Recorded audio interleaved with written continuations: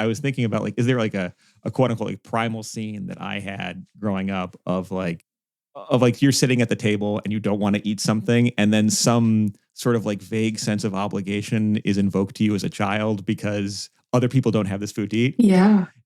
And I have vague memories of it was like people in China or like Hmm. maybe it was Biafra. I don't know if I'm quite that old, but it was some sort of like other, right? That was Mm-hmm. suddenly at the table and that couldn't enjoy the Brussels sprouts that I hated.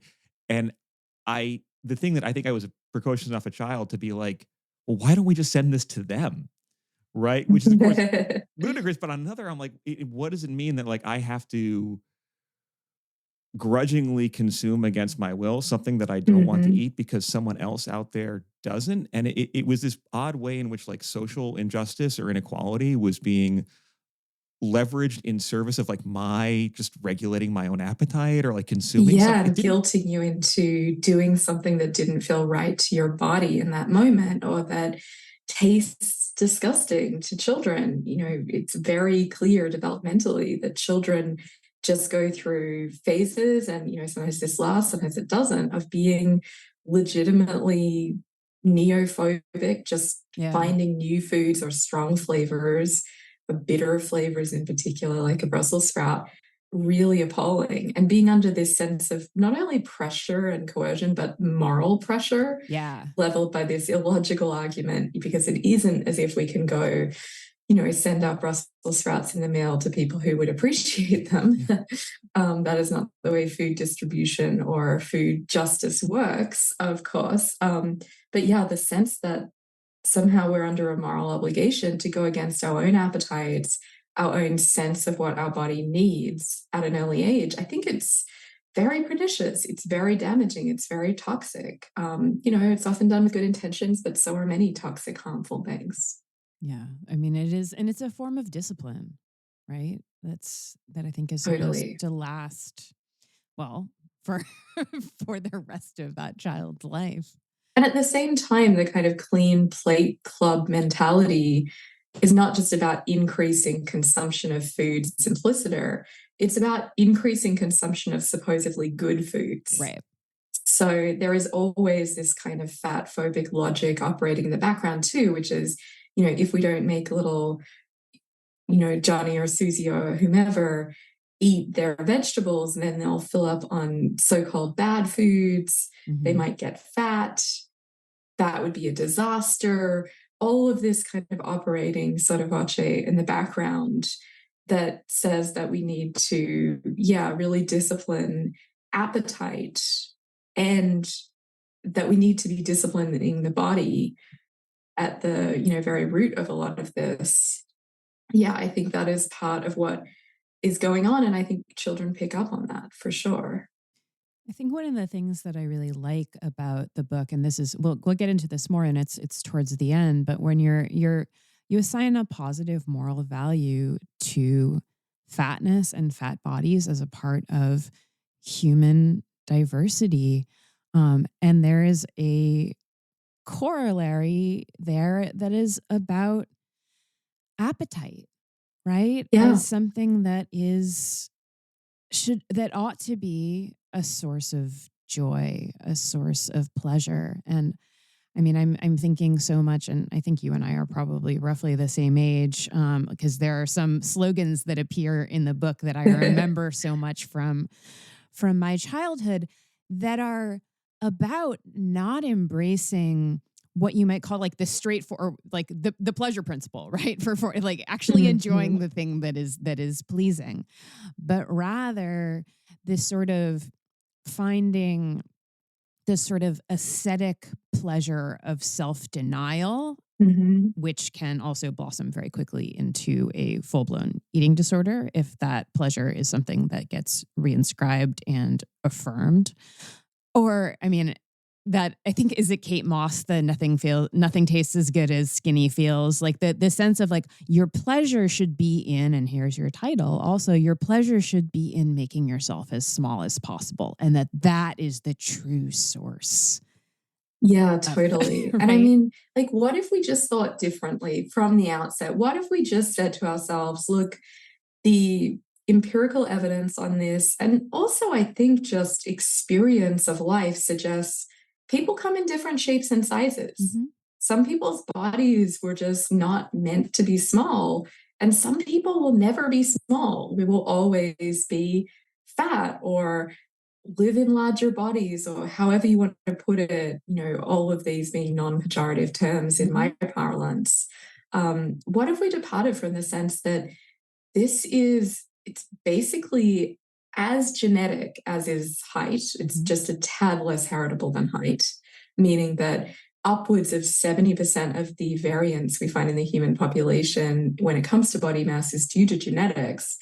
What if we regarded this kind of form of human diversity as, first of all, inevitable, and then really looked at valuing it as if we let ourselves be, a fat body might be partly a sign of a life lived with gusto from many things, for food, for sex, for pleasures generally, for intellectual expansiveness. Like, there is no reason to choose the metaphor of the thin, sharp, and lean body for kind of intellectual brilliance. Like, why not the fat, generous, expansive body that could be seen as a great metaphor for the mind that is always wanting to take in more and more? Yeah. David Hume, man. Sorry, I love David Yes, Hume. totally.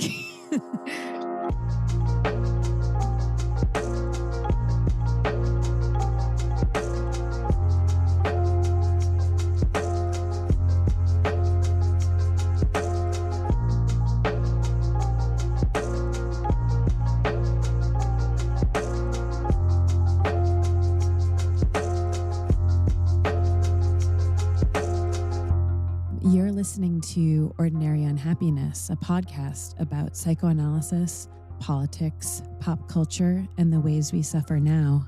I'm Abby Kluchin. I'm Patrick Weinfield. And today I am really delighted to introduce Professor Kate Manne. One of the really nice things about having a podcast is that you get to do things like ask people whose writing and careers you've been following to be like, would you come talk to me about your ideas for a while? And sometimes they say yes. And I'm so psyched that Kate is here. Kate Manne is an associate professor of philosophy at Cornell University, where she's been teaching since 2013. Before that, she was a junior fellow at the Harvard Society of Fellows. She did her graduate work in philosophy at MIT and works in moral, social, and feminist philosophy. She's the author of 3 books: Down Girl, The Logic of Misogyny, entitled How Male Privilege Hurts Women, and Unshrinking, How to Face Fatphobia, which is forthcoming in January and which we read in advance of this conversation. Kate also writes a Substack, More to Hate, which canvasses misogyny, fatphobia, their intersection, and more. Kate, welcome. Thank you so much for coming to talk with us today. Thanks so much for having me. I'm honored to be here. So can we get right into the new book, Unshrinking? Yeah, let's. How did you make your way to this topic and also to the associated political movement against diet culture and fat phobia? And can you also sketch for us the way that you define the concept of fat phobia? And I'm just going to quote you here briefly. You call it a serious and underestimated form of structural oppression. Yeah, absolutely.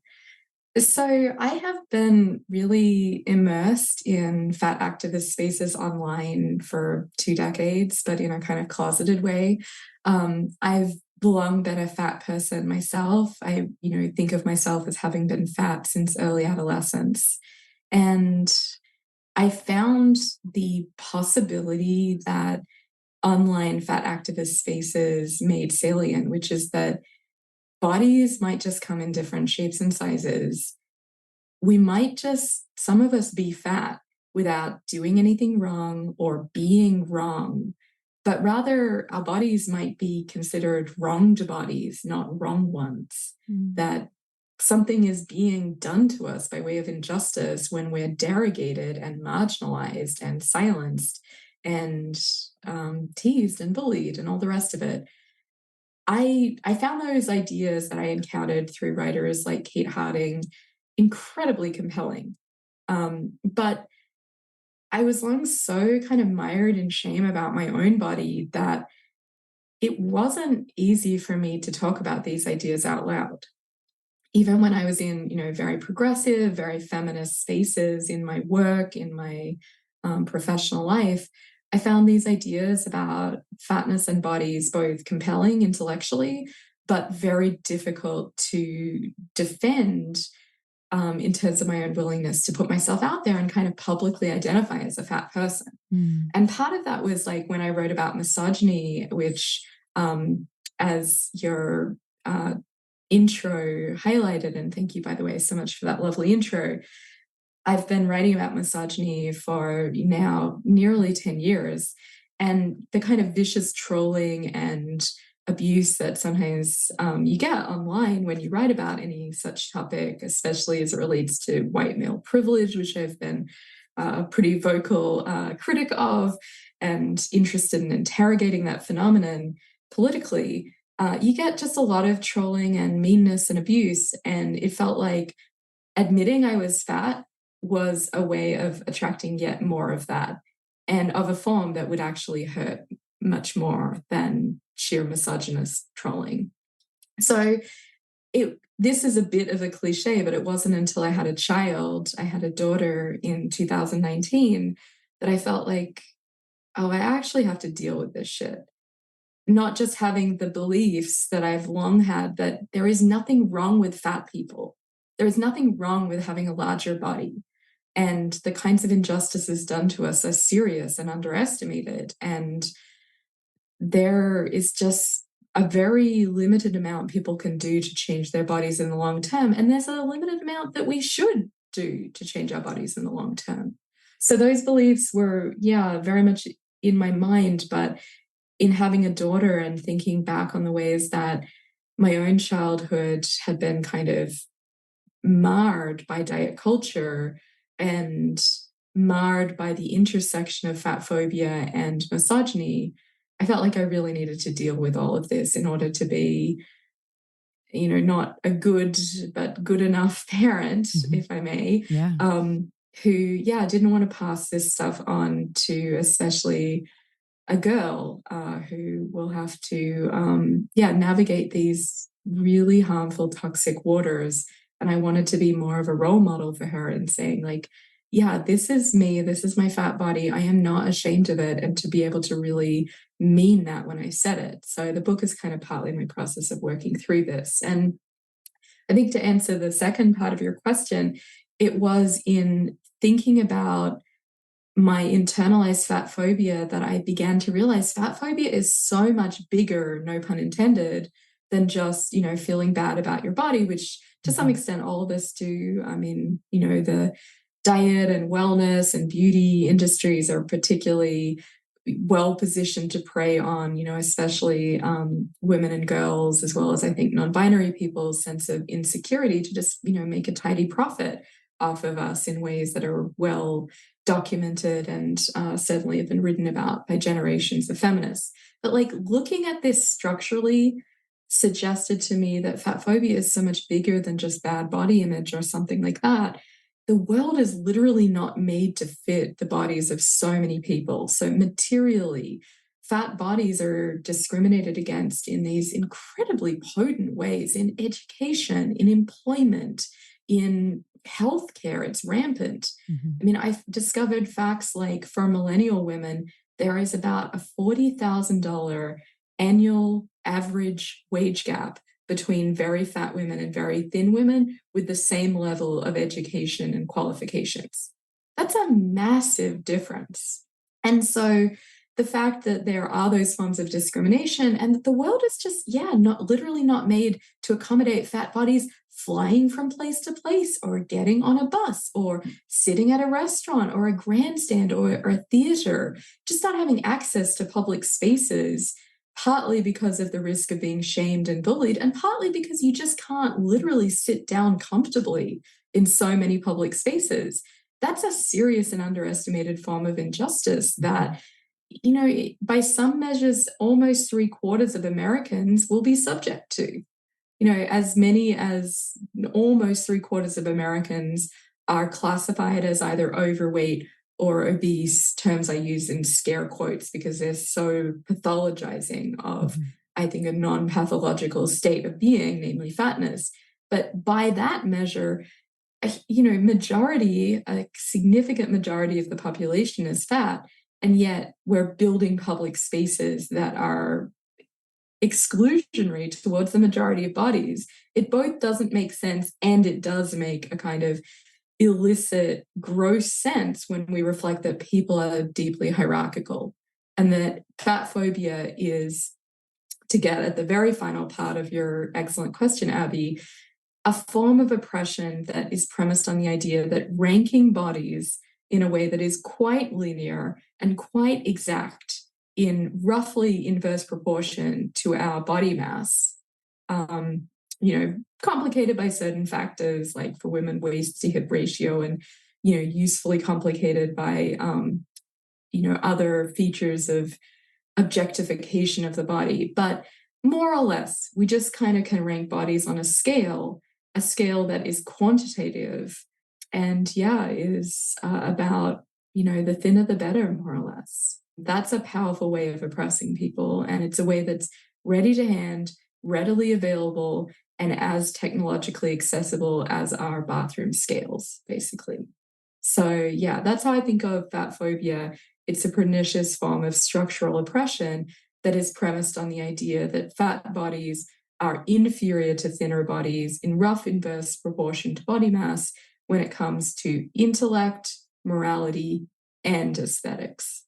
There's so much in what you just said and as you deal with in the book. And I was particularly struck by how, just to sort of paraphrase back, I think, to clock that I'm understanding this, or at least to make sure I'm processing this right, that there's like a mystification in the way in which structural economic realities, which are the result of policy decisions or the bottom line or whatever it is, are mystified through the inculcation of this idea of a norm, or which is actually not really a norm, Mhm. there's like this impossible injunction, right? And what I was thinking there that was sort of tracked in two directions was one, just like remembering, and this is a personal thing, remembering flying around on airplanes before the seats got so much smaller, right? Just God bless like Midwest Airlines right before I guess they went bankrupt. But like those were seats that actually did accommodate pretty much everyone who I Mhm. saw, at least on the flights I was taking, and then suddenly as they get smaller and smaller and the price is sort of chivied down further and further and further,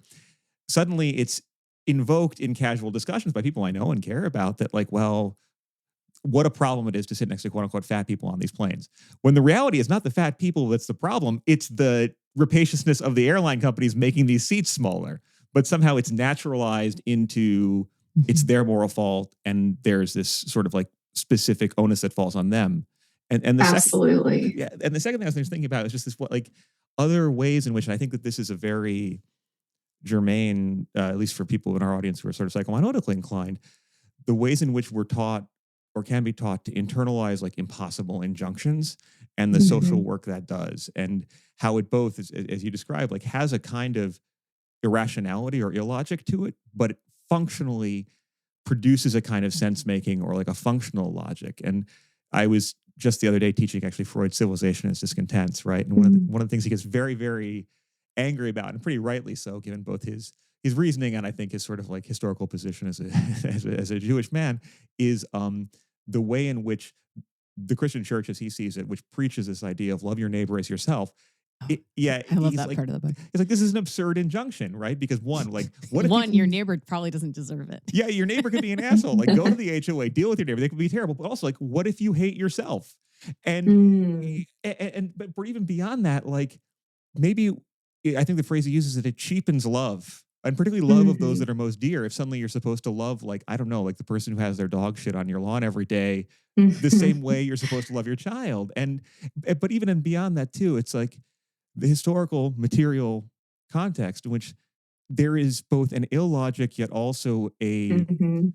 structural logic behind the fact that the same people who will be preaching this, that everyone, you love other people the way you love yourself, are also organizing pogroms, right? That there's the illogic of exploitation and oppression is mystified, or its logic is mystified by this like a individualized sort of ideological logic that you internalize and have to deal with and put on other people instead of thinking about the structures.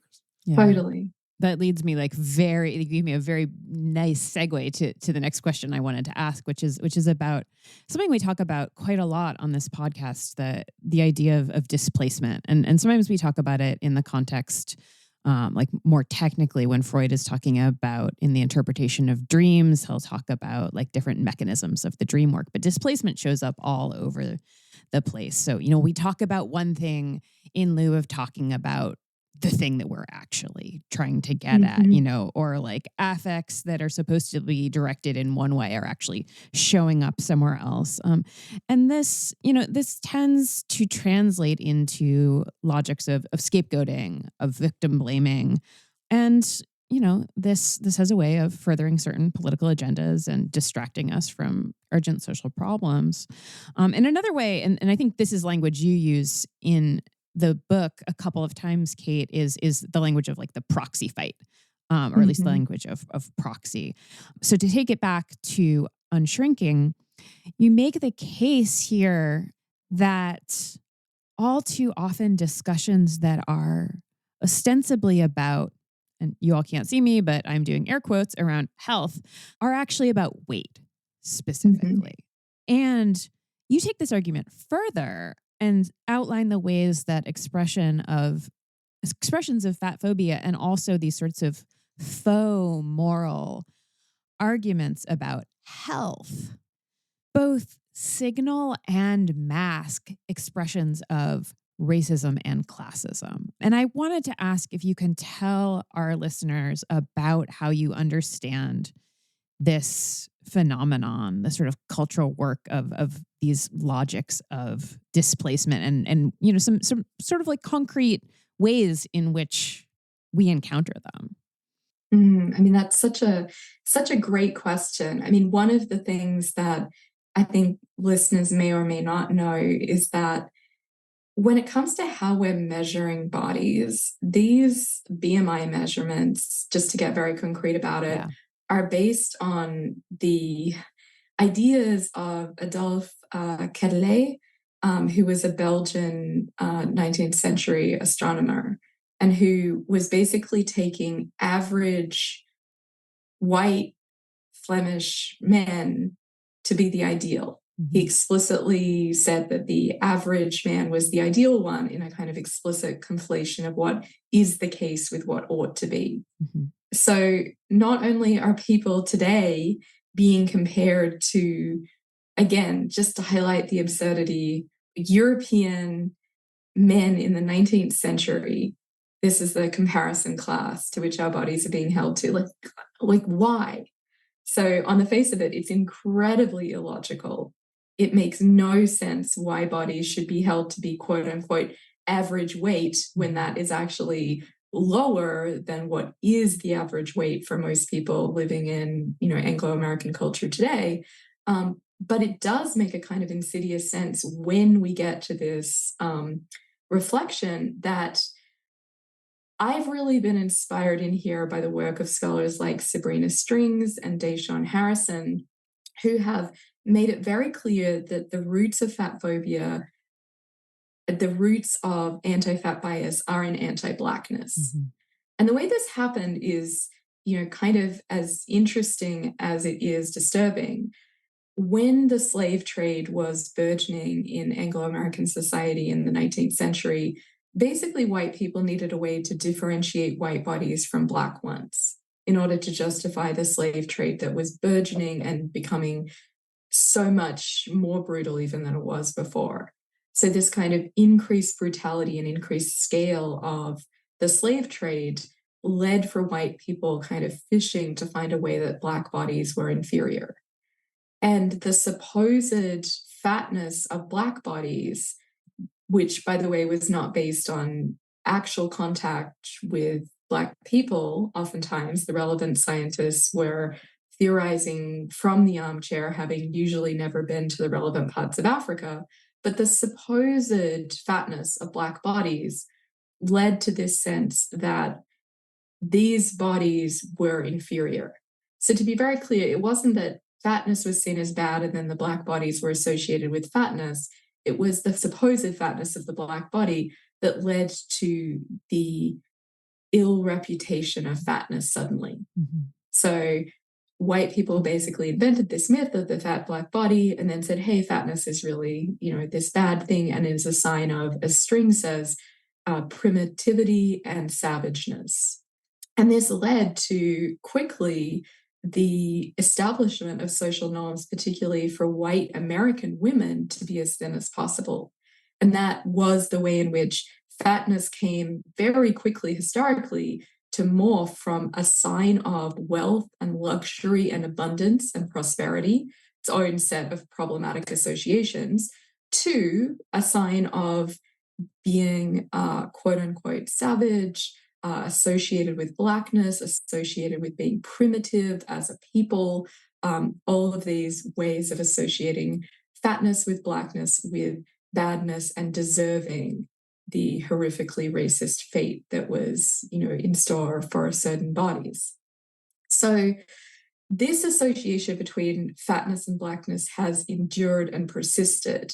And we do see today broad trends. Now, we have to be very careful here because statistics show that the relationship between fatness and socioeconomic status and education is actually really complicated. Mhm. People often just assume very simply that poorer people are fatter in America, and that is not true. It's true for some racialized classes of women and not others. It's not true for men, for example. So I want to be careful about assuming that poverty leads to fatness, which often then leads to an additional sense that fatness is bad rather than neutral because it's the result of oppressive and exploitative social structures that we rightly abhor, that are a part of poverty. Even that inference is not a good one. Neutral things can follow from bad structures and processes, but it's not even the case that there is this straightforward association of poverty and fatness in terms of the relevant correlations, which is something,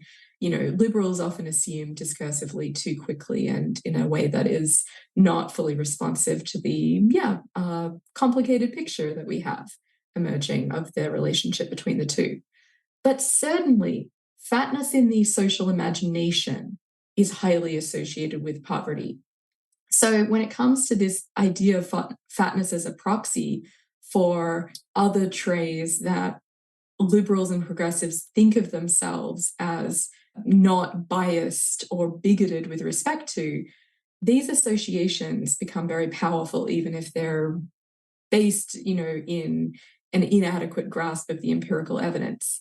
So Paul Campos puts it this way: the average liberal or progressive person is not going to feel okay with sneering at the Mexican American woman shopping at a Walmart.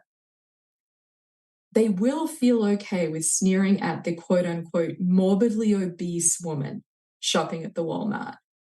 And the fact that she is also Mexican American and a woman will be held to be an irrelevant coincidence. But it really isn't. So, as Paul Campos says, fatness is often a proxy for class and race, being a stigmatized class as working class, being a stigmatized race as a Black or brown American. So the fact that fatness is this powerful proxy means that we can displace the airing of classist and racist bigotry and prejudice via airing fatphobic judgments and sentiments. So yeah, people who would feel super guilty at being as classist and racist as many liberals and progressives continue to be will feel fine actually in airing really fatphobic sentiment. So yeah, that's the kind of the way I see it is, even though all of these relationships are very contingent, very complex, we shouldn't assume that poorer people are fatter in any simple way. The powerful associations of these traits mean that, yeah, like white liberals can go around looking at websites like People of Walmart, and the bodies being jeered at are very much disproportionately fat bodies who it's somehow okay to make fun of and sneer at within my very, highly educated progressive and leftist or, sometimes liberal circles where the fat phobia of those sentiments is acceptable and it's not seen as what it really is, which is a more acceptable veneer for horrific classism, racism, misogyny, ableism, and also sometimes homophobia and transphobia and more. This strikes me as a really profound insight, and I kept on thinking about it in terms of how. Well, I'm unfortunately reaching for a food metaphor here, but I think it works in some ways. Like it's a way in which a person can sort of, or in liberals in particular, can like have their cake and eat it too, right? Yeah. Like I get to be racist, I get to have contempt for the poor, but actually, no, it's just about their supposed life choices or moral failings, and it's in that, Yeah. yeah.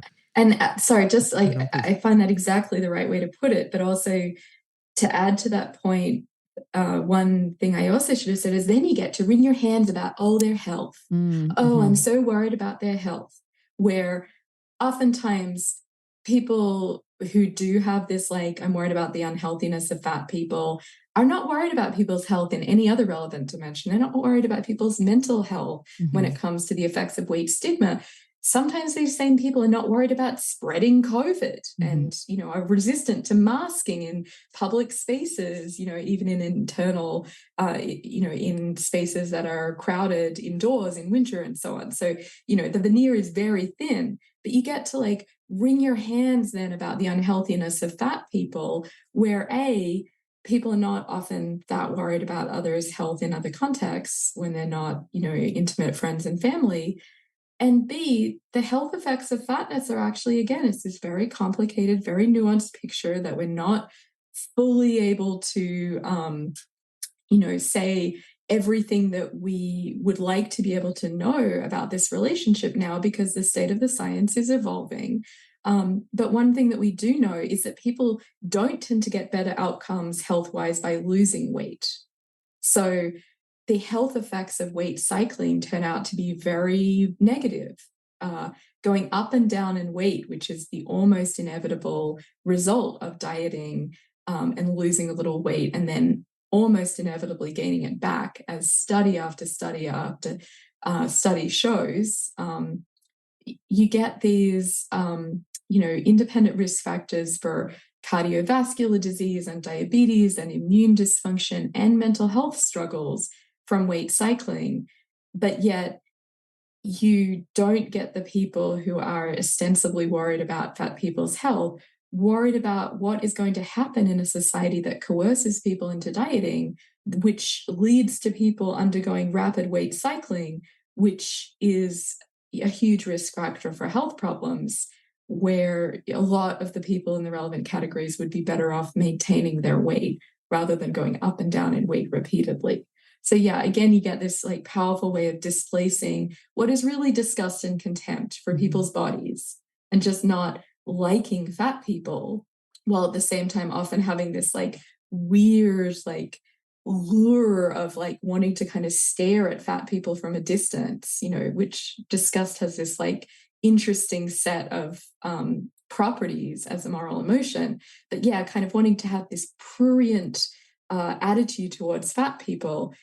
It's both not really about fat people's health. And if it was, the concern would be much more about diet culture, much more about eating disorders, Right. much more about mental health, and much more about weight stigma than fatness itself. I wonder if we can linger here for a bit with contempt and disgust. And I would say that shame is the other Mhm. player, I suppose.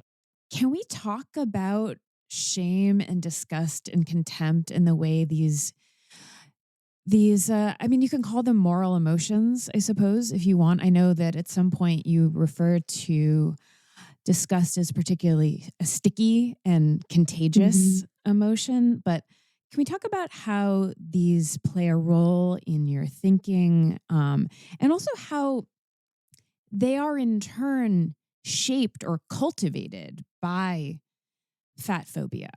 Yeah. And as well as how they are experienced by people in a wide variety of bodies. Yeah, I love that question because I think of disgust and shame as in this very intimate relationship. Yeah. So I think of shame as kind of the internal echo of the disgusted gaze. Mm, Shame is mhm. what we feel when we expect to be or have historically been jeered at and viewed with disgust by those around us. So, disgust is the kind of second or third personal emotion to me, and shame is the first person aspect of it, the feeling like self disgust. And like shame does things to our bodies that are really distinctive. I think it was Eric Erickson who has this famous quote of like, shame makes us want to destroy the eyes of the world.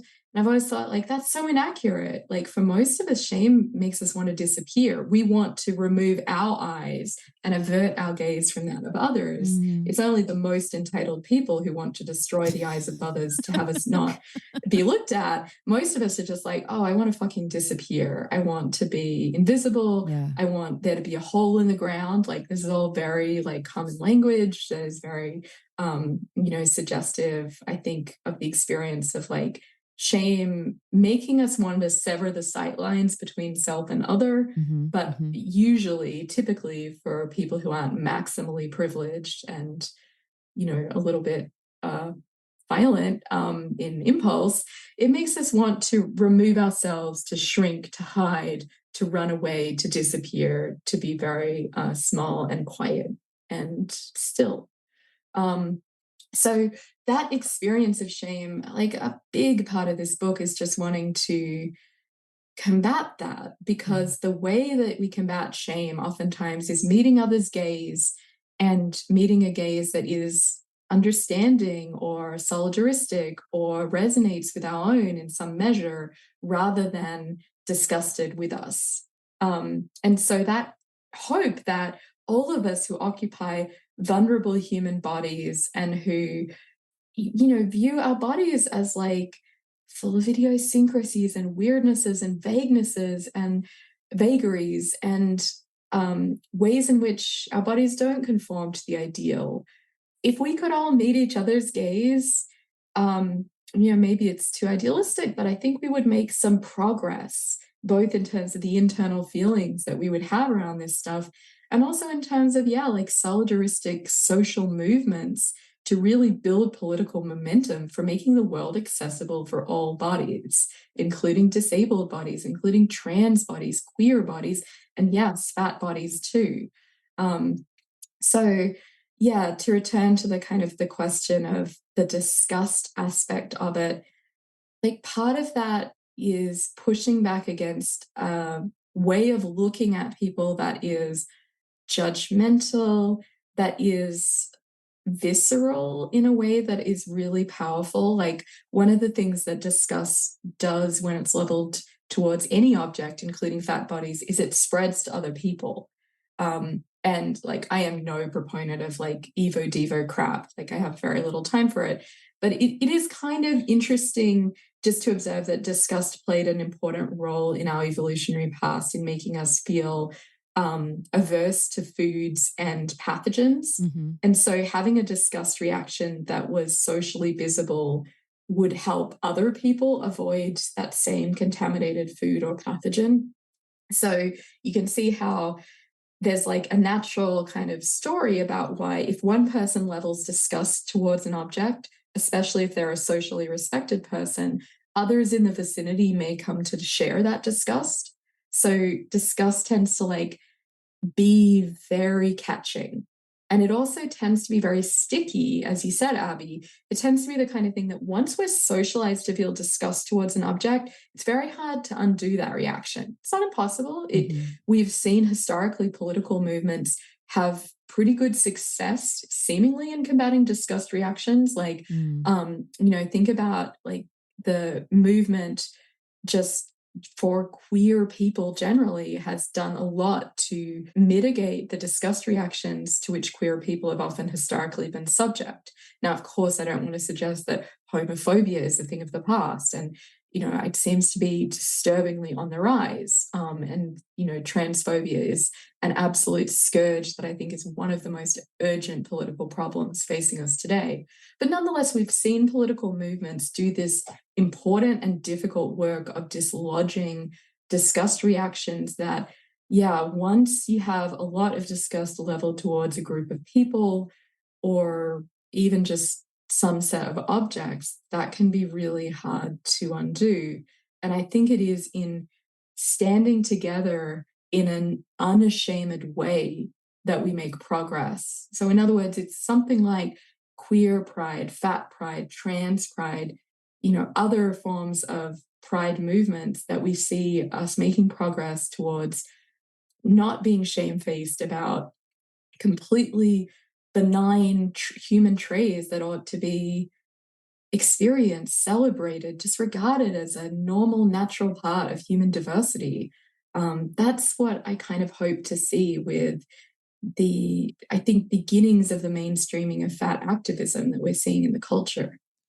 Part of what I found really striking in this account of disgust as both like a visceral reaction, and then as it gets, I think, mystified into like a moral attribution, or the language is used. Yeah. Yeah, there's a slippage, a Yeah. real intense slippage there. Yeah, it is also the way in which and I guess maybe we could. I'm not a, I don't have a scientific background, but like there's something about this like arousal of disgust, right? Then being sort of processed through these sort of social cues into this ideological mode. But I was also thinking about how, and this is another example of like, kettle logic or having your cake and eating it too, how disgust is entirely compatible with like fascination, fixation, or like even like an And erotic, arousal. yeah, like Yeah. like an erotic fetishization. Yeah. And as you mentioned in the book, and it's and I'm not trying to flatten different kinds of difference here, but I mean we might draw an analogy to like the ways in which like I can think of entire conservative columnists who basically made a career being like,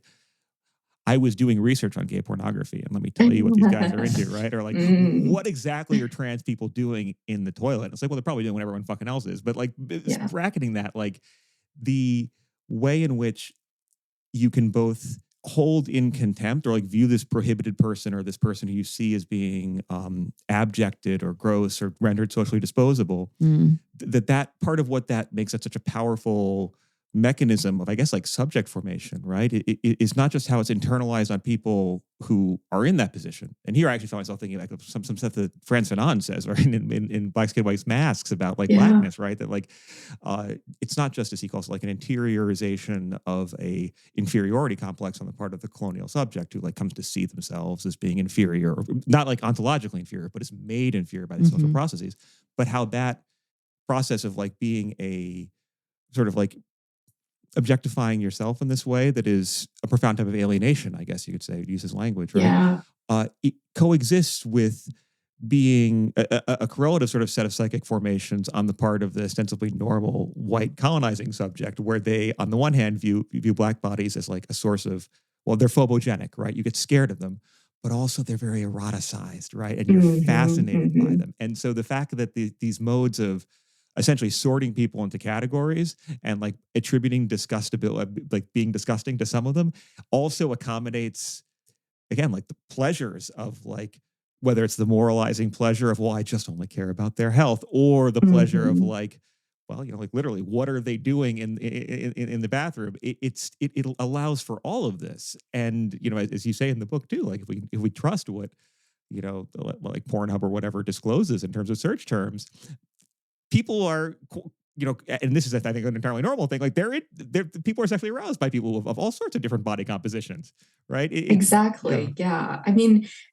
sorry, yeah, I think that's just such an important observation. Like some of the hand wringing about fat phobia that I've encountered that, is well meaning but mistaken is like, well, fat people just aren't regarded as sexually attractive. So what can we really do about that? Bummer, but it's just the way it is. And it's just not true. Like if you look at, just incredibly abundant data on search terms in pornography websites, fat people are like one of the most common searches.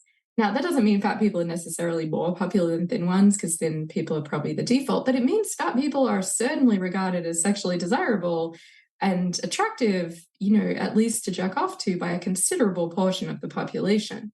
So, fat women in particular, if you'll allow me to be blunt, are regarded as fuckable but not lovable, oftentimes, as you know, having bodies that, very much can lead to, and command arousal. And I think, that's a kind of telling phrase that, yeah, command arousal, Mhm. and yet are not the kinds of bodies that would be high status enough to be happy dating or loving or being in partnership and being connected with socially. You know, even friendships with fat people are verboten in some circles. Because, yeah, it's a lack of cachet, it's a lack of status, it's not a lack of inherent desirability. You know, we see historically fat people are often regarded as the most plush and luscious and, you know, depicted in art as the most desirable. But it's also not even currently a lack of desirability. It's about desirability politics through and through. Yeah, and just to like circle back to this issue of disgust too, I do think it is crucial to observe that yeah, disgust and desire are totally compatible. And the disgust often leveled towards fat bodies leads to this kind of glittering status, like fat bodies kind of glisten, tinged with the allure of prurience, really. And yeah, that disgust often leads very quickly to a slippage between that we don't even realize between disgust as a visceral reaction and disgust as a moral reaction. So we do see this in many very robust psychological experiments that show people who are like hypnotized to feel a pang of disgust will then start moralizing about completely benign scenarios. They don't know that they've been induced to feel disgust, but the fact that they do feel this pang of disgust makes them infer there must be something morally going wrong here. So this happens with fat people all the time. The best explanation of why fat people are so moralized about is this disgust reaction that again is compatible with desire and makes people think, well, there must be something morally wrong with a fat body, where what's actually going on is a visceral reaction that is not inevitable, that is not just, you know, inevitable byproduct of some kind of natural process. It's a historical, social, contingent one that we can combat. I just bought this book that I haven't read yet, but that is called The Upstairs Delicatessen, Ooh.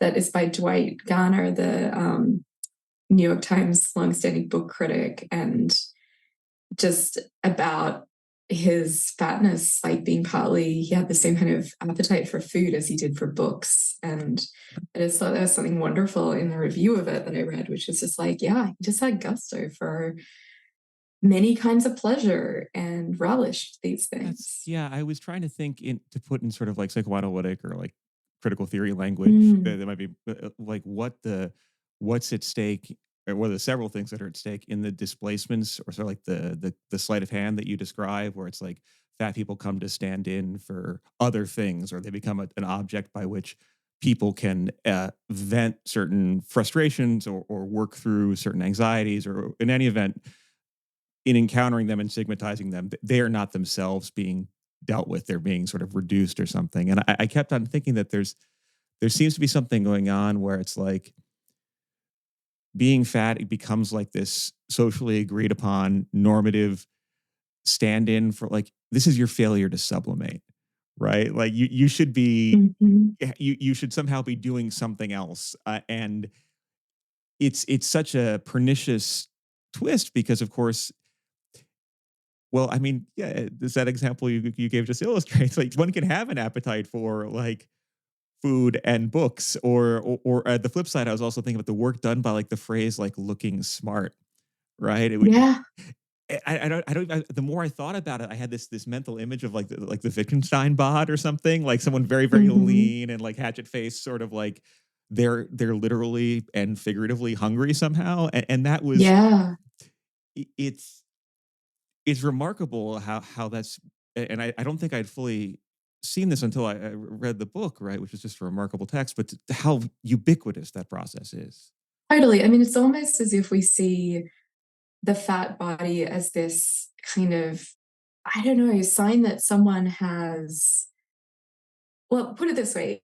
No one worries about the, you know, thin student in grad school. Like, how much time are you wasting spending exercising, and how much more energy could you have for your wonderful thoughts if you weren't dieting all the time, if you weren't perpetually hungry? Like, think about what no one worries about when it comes to the thin body, which, you know, I'm not suggesting that we get into this game, but the flip side of it is being so worried that fat bodies are signs of a kind of mind out of control and not sufficiently disciplined. You know, both should make us very suspicious of that idea of discipline that is, so often about this suspect thing called mastery over ourselves somehow.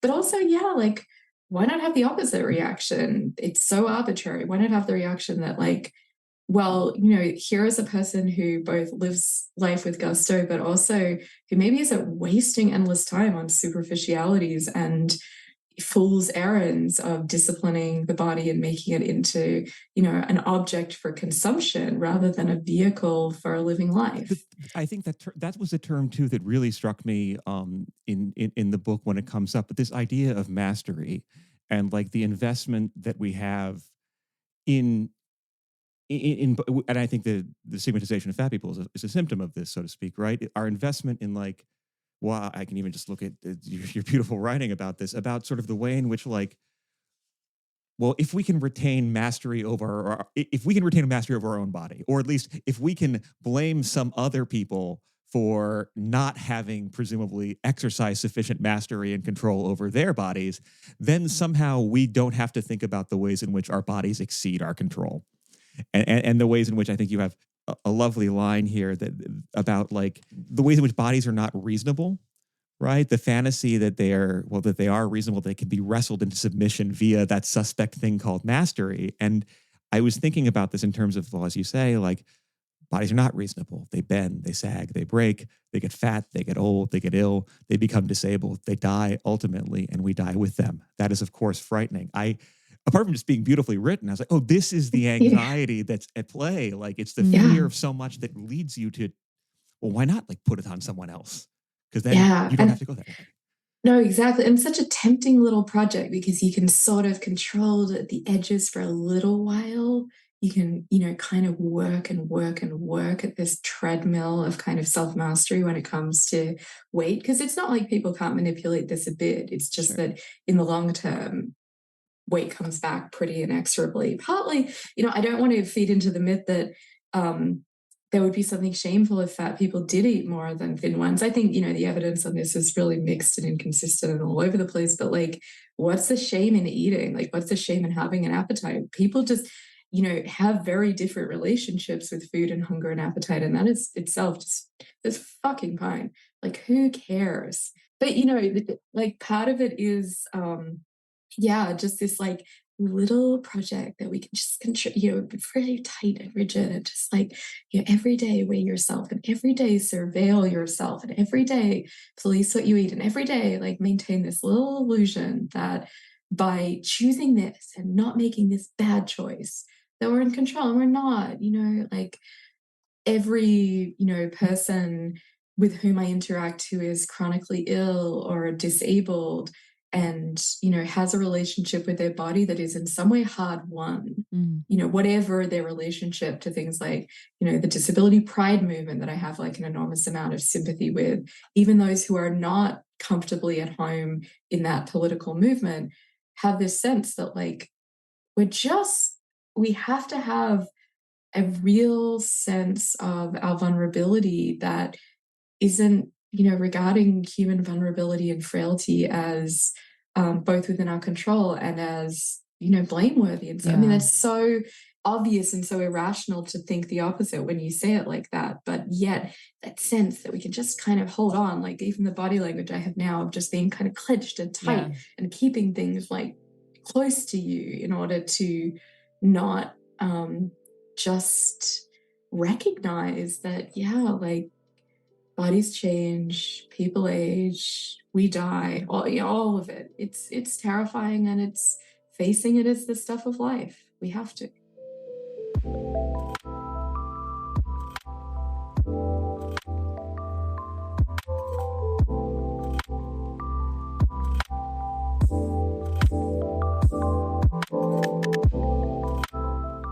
You're making me think of, well, at least two pieces of writing. One is Kate Harding's essay, How Do You Fuck a Fat Woman? Which is such a brilliant brilliant essay recommend to our listeners. It's painful, also, absolutely, but it also gets into what. And I'm sorry, we always return to analysis because it's just like where our Yeah. heads are. But I'm thinking about Julia Kristeva in her book Powers of Horror.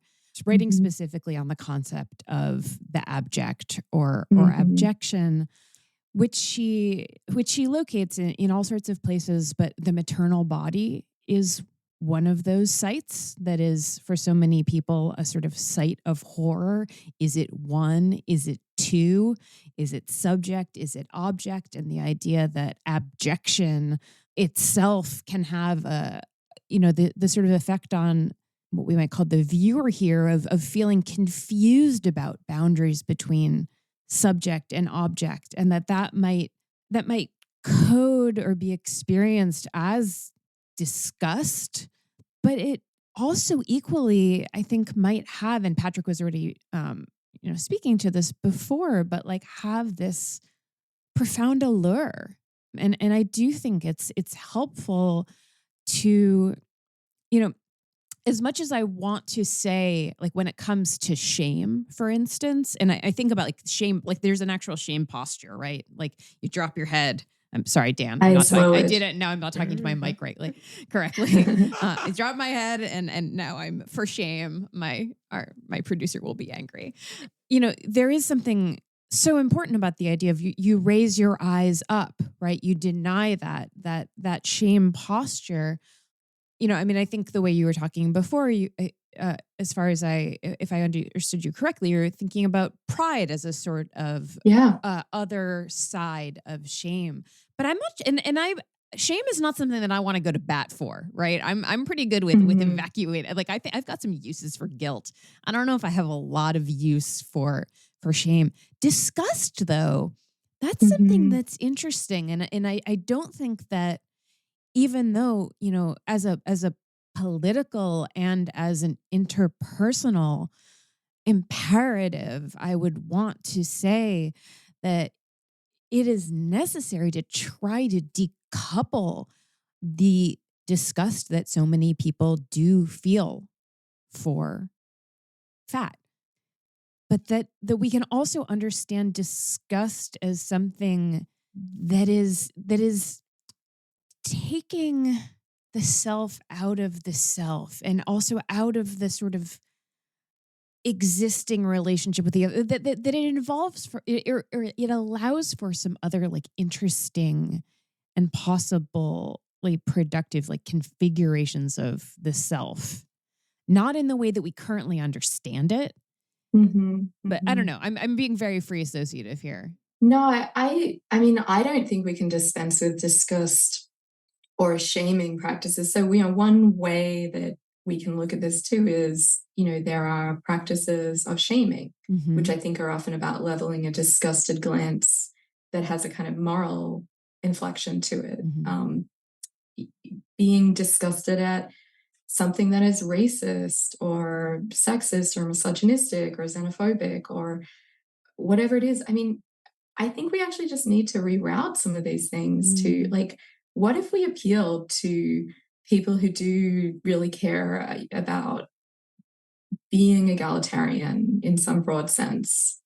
Especially people on the left. In some ways in this book, I'm calling on my fellow leftists to Mm-hmm. actually give a shit about fat phobia Yes. and to feel disgust not towards fat people, but to fat phobia as a social structure Mm. and to people who are fat phobic under the, very thin veneer of caring about your health or being, as some would put it, practicing healthism, the idea Right. that health is a kind of moral imperative that should be elevated to, these heights of human achievement rather than regarded as one value among many that we have to balance and weigh as individuals living our complicated, nuanced, weird lives. So yeah, I am, not saying that shaming never has a role. I am saying that shaming should never be on the basis of someone's body. Mm-hmm. I was thinking just a couple terms that we've used here that I think may also be like helpful teasing out in this way, right? I and I am also free associating, as it were, with what you two are both saying, because I think it's so interesting. There's something about the way in which shame could maybe be differentiated from guilt, right? Yes, totally. And I mean, shame, and I think of some clinicians I've known who have done this very astutely, right? But like the shame, guilt is, for heuristic purposes, let's say it's tethered to like you feel bad about something you did. It correlates to an Mhm. action. Whereas shame is a feeling bad and being made to feel bad about something you presumably are. Uh, Yeah, and it your whole tracks, person. yeah, it Mhm. tracks with essences Exactly. somehow, right? Mhm. There's like, Yeah. and I think part of, to put it in these terms, in like a shame guilt dialectic, part of what you describe about the way in which like fat people are blamed for presumptive choices that they presumably have made, right? Is a That's a mystification of Mhm. like that shaming process involves it putting on them a logic of guilt. And so like we blame them presumably for the outcomes, right? And I think Mhm. particularly vis-a-vis your appeal to people who have leftist sympathies, I think that's a really important thing to stress and maybe difficult for some people to hear, right? But leftists, I think a lot of them, whether you have Marxist sympathies and like you're familiar with like the concept of like interpolation or alienation in Mhm. Marxist terms, or if you've got the psychoanalytic stuff going and you're willing to talk about alienation, disalienation, or like ways in which you can be taught to internalize, like the oppressor's image of yourself into your own self Mhm. relation. I think leftists in particular, should have a good toolkit and a sort of epistemological stance vis-a-vis perceiving behind easy pathways for contempt, blame, Mhm. and like reduction of a person to a trait, above all pathologized, stigmatized Mm. trait, Mhm. to see behind that actually a both the work of structures that are mystifying other things, but also a call to identify with that person as being more than just this reductive term and to work to transform those structures. And to be humble Yeah. epistemically, I think too. Like one of the things that I think we really need to combat concretely in this space is the assumption that you know what someone's diet is, or what their exercise habits are, or what their health status is, or any number of things that are really none of your fucking business, by the way. Like, unless, there's some special circumstance where you're in a doctor-patient relationship with this person. And sometimes, not even then. But the idea that you have to be humble epistemically and like very like circumspect about making assumptions that are reductive or flattening of a whole person based on features of their appearance, this should be like kind of a no-brainer to people on the left. And yet when it comes to fatness, I think there are often real violations of this obvious moral that, yeah, you shouldn't assume.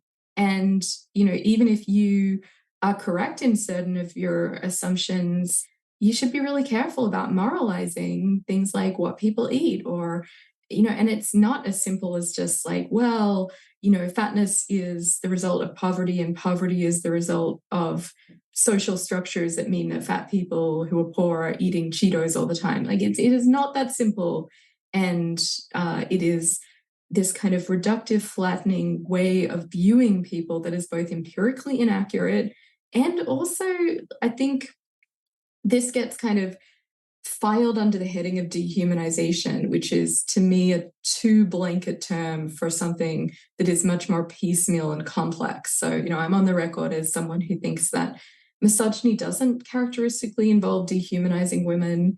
It involves thinking of women as human, all too human, and guilty of characteristically human sins like being negligent and not caring enough, and being a liar. I mean, just think of the ways women are often impugned morally and resented as insufficiently giving and loving, and all of these things that are the most human things to be doing and required to do. Women are givers of this characteristically human labor in terms of love, emotional labor, material labor, reproductive labor.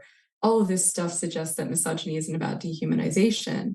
But I do think in the sort of dehumanization files is this way of flattening people or cartoonifying them, making these very quick, ready to hand assumptions about what type of person this is, which are incredibly prevalent when it comes to fatness. So, yeah, I am not saying in this book that fat people are dehumanized because we're so moralized. I think that that would be really surprising if we were, but we are thought of as inferior humans who've made quote unquote bad choices. And we're kind of, as well as being vilified in this ways, flattened, reduced, cartoonified in ways that just don't respect the basic principle that you don't know what's going on with someone.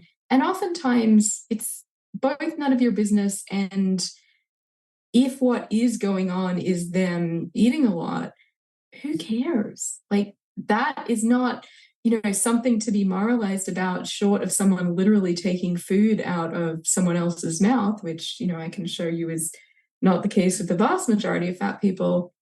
We should be thinking about people as having variable appetites, variable needs when it comes to food, variable ways of comforting themselves and seeking pleasure and connection, and also different relationships with what is going to make their lives livable and bearable during stressful times. So even if some fat people do eat more and more caloric foods than some thin people, which again, the empirical evidence on this is mixed, so what?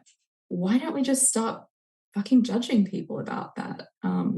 Yeah, I admit that's a kind of blunt and bold question, but I think it's worth asking. Like, why are we moralizing about this individual choice when there are so much better, more important things to get invested in when it comes to how we can make our societies, communities, and immediate circles kinder and better places to be? Yeah. And I wonder if we can, if now is a good moment to get to the moral argument at the heart of the book. So, I mean, throughout it, I just want to give our listeners a little bit of background. And we've talked about some of this a bit already, but you dissect a suite of bad faith arguments. I wouldn't call them moral arguments, I'd call them moralizing arguments. Mhm. And you're doing this in service of an overarching claim that there is a moral imperative to value fatness as a part of human diversity. This shows up all over the book, and it shows up also in a way that, there's a whole chapter on the ideas of fatness and thinness in the discipline of philosophy, which in Mhm. itself sort of stands in for the humanities and even for the academy in some ways. And its obsession with rigor, which involves a sort of hardness and thinness. But it indicts all sorts of familiar arguments and classic texts and turns of phrase and even classroom scenes. I'm thinking about like the disposability of like the quote unquote fat man in some versions of Philippa Foot's Mhm. trolley problem, representations of Socrates as ugly. It seems like fatness stands in as a shorthand for a whole lot of implicit and sometimes pretty explicit moral traits, and not just in the field of Yeah. philosophy. So, can we talk a little bit about fatness as a trope and how this sort of sleight of hand works, and about the overarching moral argument that you are making as you reject what is not simply like an argument, but is really an entire culture or way of being and thinking? Yeah, thank you. That's such a great way of putting the heart of the book, which is I think there are these moral myths that persist that people who just happen to be in larger bodies, who happen to be fat, which again, to emphasize is I think largely the result of genetics. And, there are also other factors involved that can be, as complex as trauma and as simple as having a certain medication that you have to take that leads to weight gain. All of these sorts of, and some people like me are just prone to fatness, genetically or otherwise. I think there is this sense that despite the really good evidence that we have that bodies just come in this variety of shapes and sizes, that there is something that fat people are doing that's morally wrong, and that we're somehow lax, lazy, irresponsible, and like intellectually incompetent, that we can't just apply the thought terminating cliche that calories in, calories out, which, it just isn't nearly that simple for anyone who has, the faintest scrap of interest in the testimony of fat people like me who have, dieted extensively, to put it modestly, and have, often found that there just isn't a simple relationship between what you consume and what your body looks like. But yeah, I think particularly this comes out because a lot of the sense that fat people are somehow immoral, it's not easy to cash out into even like a first blush plausible argument. It's like a really bad idea. And yet it's so prevalent because I think of this way the body that is fat attracts disgust, and that shades into moral disgust. So people have to like kind of jerry rig some argument, some post hoc rationalization for why they're so up in arms about fat people. And I think the most plausible thing people have come up with is that fat people place a burden on the healthcare system. And, just to recall what Patrick said entirely rightly about airplanes, this is a very objectionable way of thinking about things at the outset. The idea that there are kind of fixed costs in the healthcare system, that people can only cost so much and then they're going above and beyond their allotted due within the healthcare system, is just a very toxic and vicious way of thinking about healthcare. And healthcare costs are notoriously ever rising, but they're not fixed. There's something we could do something about, which requires structural and systemic and, above all, political solutions. But also, as it happens, having said all of that, the argument turns out to fail on its own terms, because fat people don't actually cost the healthcare system more on average, because of something very similar to the so-called paradox of smoking, which is that on average, again, this is, by no means saying, anything about all fat people, but on average, fat people tend to die a little earlier on average than their thinner counterparts. So 3 or 4 years less life means 3 or 4 years less of healthcare costs. And so because people who are fatter on average have slightly greater mortality, they're costing the healthcare system less over their lifetimes in many cases. So this argument that fat people are so expensive just doesn't pass muster, for much the same reason that the idea that smokers are a burden on the healthcare system is also not true, because smokers on average die younger and you don't require healthcare post-mortem. So the argument fails in that way, and it fails in a more important way too. In fact, it fails in two more important ways as well, which is, first of all, there's a kind of well-known "ought implies can" principle in philosophy that, is subject to controversy, and not everyone agrees with every formulation of it. But I think most people, most of the time, would say there's some widely acknowledged grain of truth in that principle, which is that if you just can't do very much about a situation, then you're not responsible for doing something about it. So the simple observation that we've made several times in this conversation, which is that in the long term, people are not in control of their body size, much as we might like to believe otherwise. But, people can manipulate themselves into being a bit smaller in the short term through diet and exercise, and now a new class of weight loss drugs, which, by the way, may have pretty horrific side effects for many. But in the long term, the weight comes back pretty inexorably for most people, at least if they're not taking these incredibly expensive drugs that will have costs and side effects in the long term too. So if it's not the case that you can do much about your body size, then it's not the case that you can be held responsible or morally impugned for fatness that is beyond your control, basically. And there's a further kicker to that argument, which is, look, even if your fatness is in your control, and maybe that's true of a small portion of fat people, we allow people to make all sorts of choices that are somewhat risky and that do involve, having bodies that might need certain kinds of care. We don't view this as just par for the course when it comes to the adventurous mountain climber, or, the Grand Prix racer, or the person who gets tattoos or tans their skin. We regard people as basically entitled to live lives and take certain risks that they need to take in order to take advantage of certain opportunities, and taking certain risks can entail huge pleasures for people who are heavily invested in certain ways of being. So the idea that we regard, the mountain climber to take risks with their health and potentially incur costs to us all within the healthcare system because they get frostbite or need help from search and rescue, we just take that in stride because I would argue we regard that body as presumptively fit, lean, and non-disabled. Whereas when it comes to, someone who say lives to eat and so lives in a somewhat fatter body than they would otherwise because they want the profound pleasure and connection and to live with gusto, when it comes to food, we regard that person as somehow morally abhorrent. And that just doesn't make sense. That's just fat phobia. That's just irrational. And that's just a way of having a justification for the contempt that we want to be able to justify for certain bodies.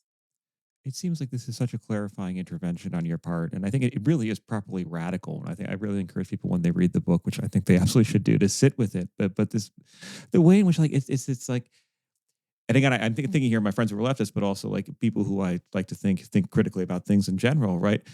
When we encounter situations in which like our seemingly reflexive antipathy is aroused in ways that just so happen also seem to ratify ongoing institutions of oppression, whether they be like market-based outcomes or, as you describe in the book, like with the examples of like the killings of Eric Garner or Michael Brown, right? Like in other words, when our like sudden impulse to blame or shame just so happens to dump on the people who are the usual suspects for very obvious regimes of social disposability, then clearly there's something we should push back against that. That would be, in analytic terms, susceptible to like countertransferential awareness or some sort of critical reflection. And by the same token, too, and I think the empirical argument that you make is so undeniable, right? If it is the case that a person's individual weight is, broadly speaking, not something that can be necessarily changed, and nor should it be, right? Then maybe we might want to think about, well, what is being mystified or foreclosed by that emphasis on their just having to change something? We might ask then, well, what can we actually change? And what we can change, presumably, are one, institutions, right? Rather than ratifying their conclusions, which are self-interested, as being natural. I just saw an article about how airlines are taking into account the way Ozempic is affecting like the weight of planes overall, and like they have to scramble and alter their profit model. And we better believe they're gonna charge us more for bags or something, right? There's some way in which like they will. Don't trust Delta to decide this. Like they're not. but on another level too, it's like we can also change our attitudes. Fat people are not a burden. We're made to be a burden by profit-driven systems. I mean, the thing you said about planes is so, exactly spot on earlier. The idea that we just were, we are obliged to fit into a certain designated tiny space and that anything above that is placing a burden on other people. No, that is not how it has to be. That is completely driven by airline profiteering. It was not lost on me that one of the most famous moral philosophers in the world wrote about 10 years ago this article called Way More, Pay More. So Peter Singer, who is not my favorite philosopher for a number of reasons, not least of which is his grossly inhumane attitudes towards intellectually disabled people. But he just, he trots out this argument that, look, if you're just heavier, if you're 100 pounds heavier, then why shouldn't you have to pay for the excess baggage that your own person constitutes rather than placing the burden on other people? But it's like, no, that is to buy into all of the assumptions, all of the setup, all of the ways of structuring the world that are themselves fat phobic, rather than saying, look, no, people should be regarded humanely as like deserving the space and access and ways of being in the world that we all deserve. Once we just like start to slightly interrogate the model, it's not that an airline charges for excess baggage because it has to, it charges because it can.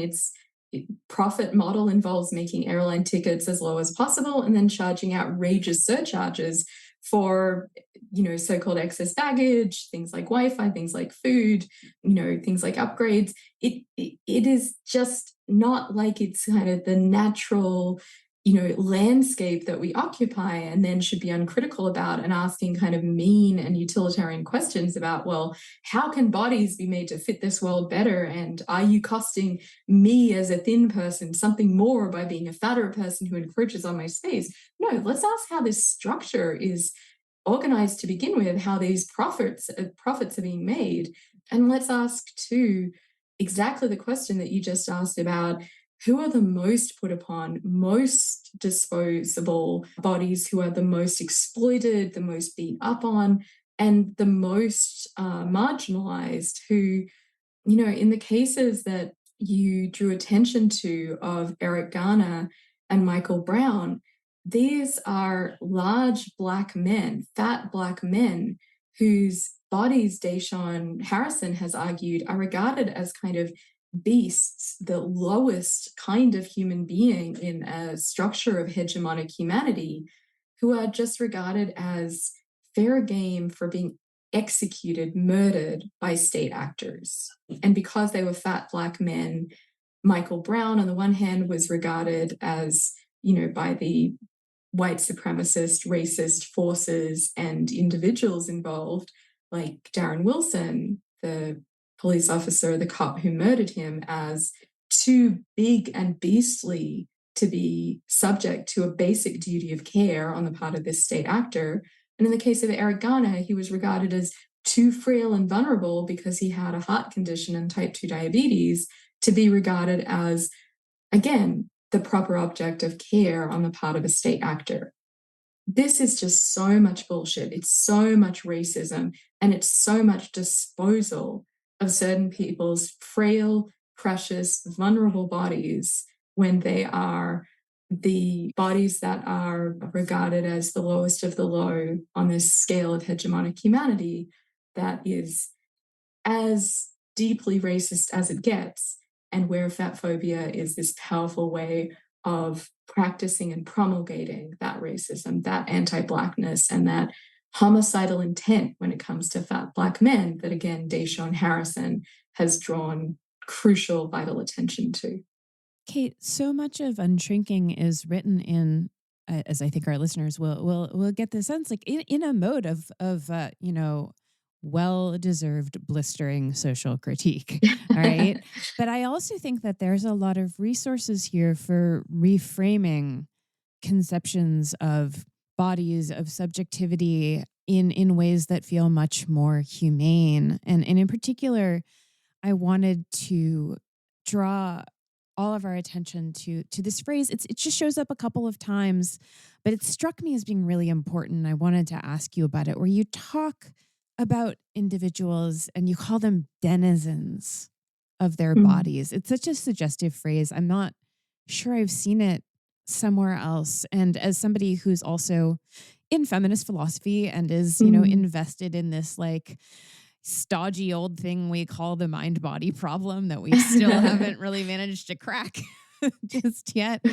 I wonder if you can tell us a little bit about that coinage, because you are somebody, and we'll get to this too when we talk about Downgirl a little more. You are somebody who does coin terms that do some theoretical heavy lifting. How do you understand selves and bodies in this way when you're talking about individual people as denizens of their bodies? I love that question and picking up on that word, which is kind of important to me in writing this book, that I respect something which does kind of go a little bit against the proper metaphysics here. So, look, I'm not a dualist. I don't believe our minds and bodies are something separate, but we're all kind of dualists at heart. Yeah. And I was interested in capturing the way that our selves, our deep selves, whatever they might be exactly, and I don't have a very firm view about that, but we talk about ourselves as independent of at least like the parts of our bodies that get fat in these interesting ways. Mm-hmm. Like, think about someone who, like me, has been very fat and is now, a smaller person. I now identify as what fat activists would call a small fat person. We talk about the ways that we ourselves have remained the same pretty much, and our bodies have changed radically such that like who we are in the social imagination is like radically different, like going from someone who is, you know, very likely to be marginalized and othered to someone who's kind of like, you know, a non-entity socially speaking, just like a, you know, normal looking middle-aged white lady who, you know, wears mom jeans or whatever. Like the idea that this kind of radical difference in who we become as a social type can, you know, really like turn your head to how unjust the world is because you yourself haven't really changed. Mhm. If anything, you've just become more conscious of bigotry and bias and discrimination and the way it plays out. I kind of wanted to respect that testimony that a lot of people give Yeah. when they have changed from one weight category to another, as I have done, together with the sense that like the relationship we have with our bodies does feel like, yeah, a kind of inhabitance, a kind of dwelling, Mhm. a kind of situatedness that made me, well, I'll give you one anecdote that made me reach for this word specifically. I remember when I was, you know, in the kind of very heavy, quote unquote, severely obese category of the, as we covered, racist and bullshitty BMI charts, when I was contemplating weight loss surgery, which is a really like radical intervention people can take towards their bodies that has very high dissatisfaction rates, you know, very high levels of subsequent complications, just not being able to eat enough to nourish your body.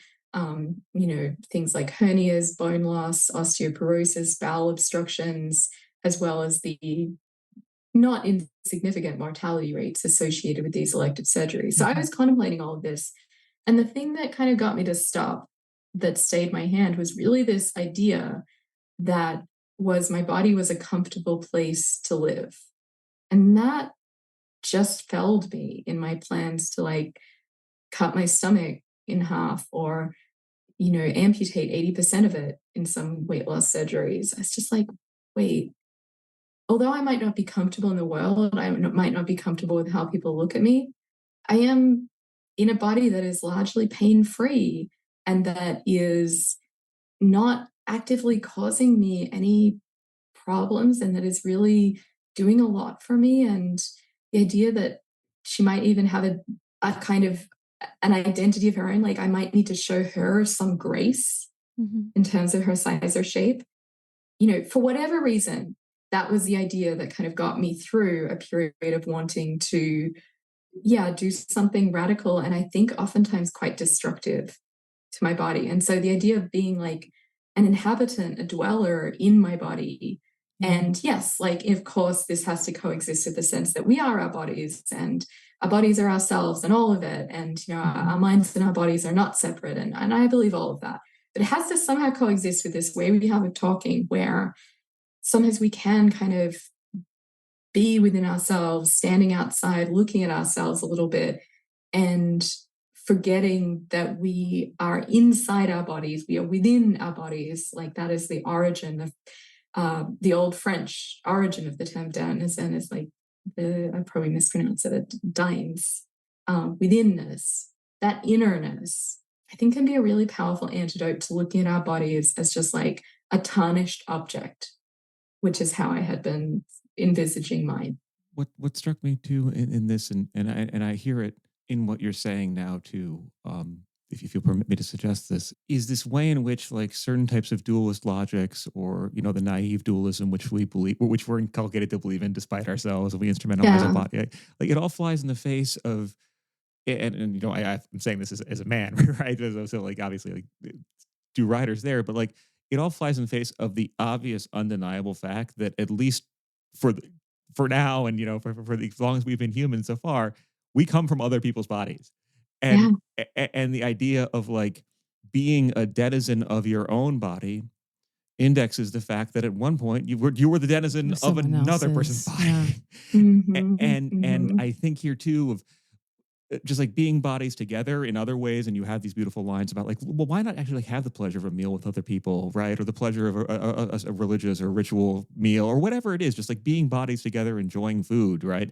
And you're not like quote unquote just a body, but this is not just an ownership too. Because I think another thing that happens here is like we don't want to like fall into like a Yeah, authoritarian. ownership never struck me as the right metaphor. And I was thinking about that too. And this is where I wanted to maybe tie some things together as well. Is like you have in vis-a-vis like these inchoate, or maybe we could say like reflexive or unconscious in one way or another associations that people seem to have with certain words that provoke like a disgust or like a suspicion, right? And the two Mhm. ones you give are like if you tell someone that someone takes the opportunity, takes this, takes that a lot, that will prime them to think that there's something bad going on there. Uh, Mhm, mhm. and the other one being often, right? But this idea of like taking as this thing that we are conditioned, and I kind of felt this maybe an artifact or a spandrel of capitalist subject formation too. But like the idea, like people who take, that's bad. They're selfish, right? They're going to take something from you. It's all zero sum,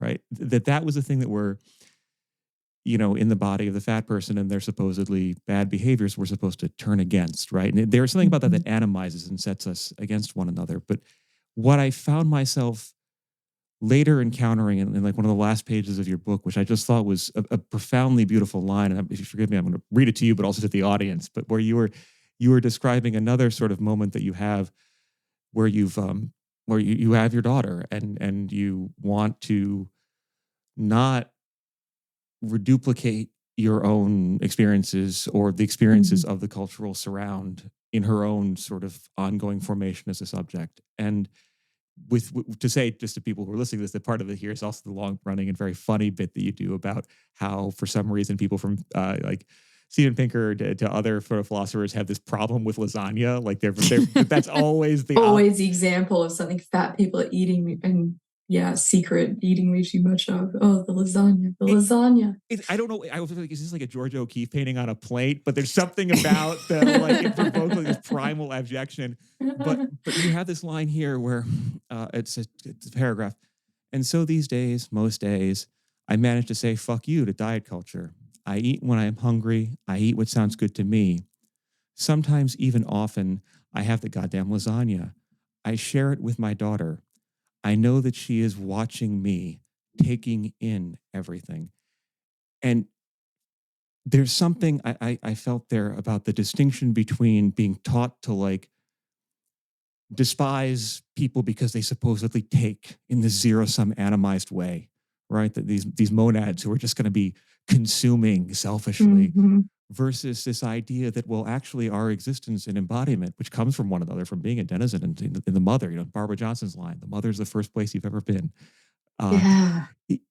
that we're actually always kind of taking things in. And that I notion of, love that yeah, because it's sorry, I just got no, so excited because no. I realized you're so right, Patrick. It's my human giver versus taker dichotomy. Mhm. Women are meant to be human givers, give, the Mhm. giving tree. You give your leaves, you give your branches, you give your apples, like just endless giving. And look, giving is great. Giving Mhm. is important. We should all be givers, like every man, woman, child, non-binary person. Like there is no limit to the human bodies that should be giving when it's appropriate. But we also all should be regarded as entitled to, yeah, take in food, take in joy, take in pleasure, take in contemplation, take in ideas. Like this idea that we are all entitled to do this and that there's not something shameful in taking, that is so central to me. Because yeah, it really felt to me at moments like the opposite idea that you should always feel guilty at and take in as little as possible and be as small as possible. That felt like an idea that could kill me. And I think it kills some people.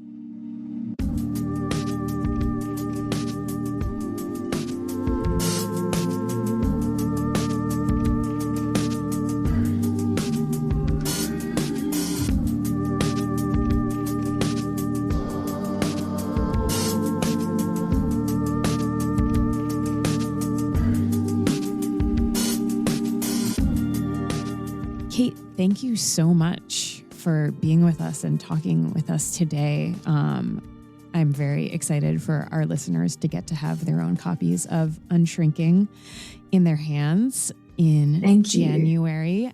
can you tell us the actual release date and where they might be able to see you over the course of your book tour?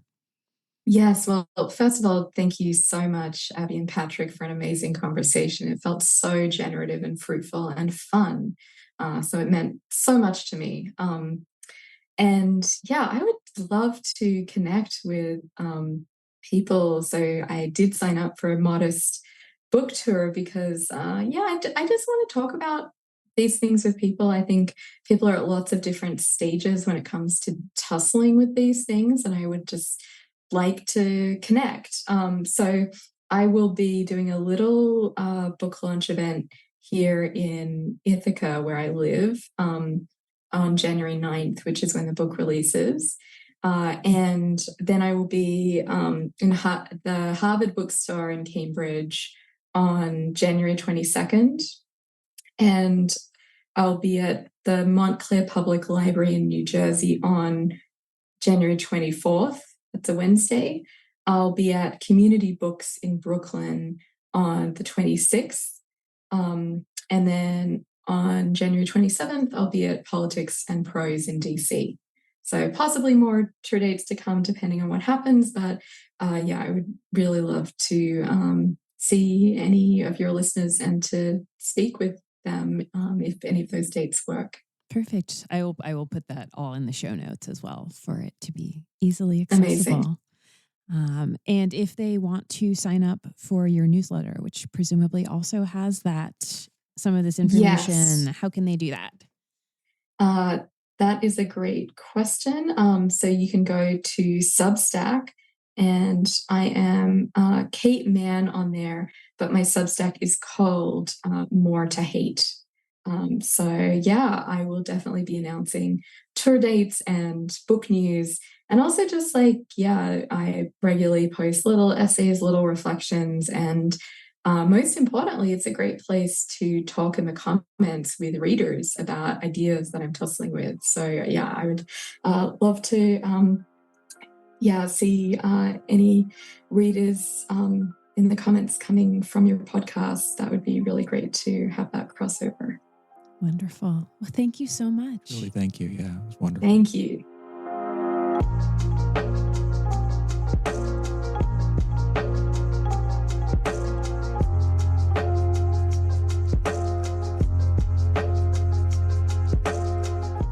This has been an episode of Ordinary Unhappiness, a podcast about psychoanalysis, politics, pop culture, and the ways we suffer now. I'm Abby Kluchin, and today I was joined by Patrick Blanchfield and Kate Manne. This podcast is produced by Dan Yowell. Theme music by Formal Chicken.